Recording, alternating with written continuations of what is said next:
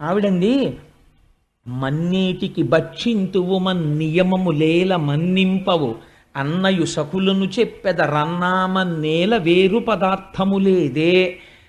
ఎరా కృష్ణ, ఎన్ని మాటలు చెప్పాను నీకు మట్టి తినద్దని. అంటే ఆవిడ వెంటనే నమ్మేసింది, వీళ్ళందరూ చెప్పారు కాబట్టి. ఆయన ఏం తక్కువవాడు కాడు, తిన్నాడు కాబట్టి. మన్నేటికి భక్షింతువో, మంది ఎందుకు తింటున్నావు?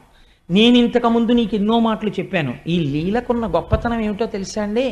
యశోద యొక్క అదృష్టాన్ని ఆవిష్కరిస్తోంది ఈ లీల. ఇది మీరు బాగా గుర్తుపెట్టుకోవాలి. తల్లి పిల్లల్ని ఇలా అడిగేటప్పుడు ఇలా చేతులు కట్టుకుని మన్నేటికి భక్షింతువో అని అడగదు కదా. ఒరే మన్ని ఎందుకు తింటున్నావురా అని అడగవలసి వచ్చింది అనుకోండి, అమాంతం పిల్లాన్ని ఇలా రెక్క పెట్టుకుని ఏరా మన్ని ఎందుకు తిన్నావు అంటుంది. ఇలాగా ఇలా చూపించడమే పరమాత్మ దగ్గరే. భగవంతుణ్ణి పట్టుకుని వేదాంగములు చదివిన వాళ్ళు ఇలా తప్ప ఆయన దగ్గర ఇలా అనడం ఆఫీస్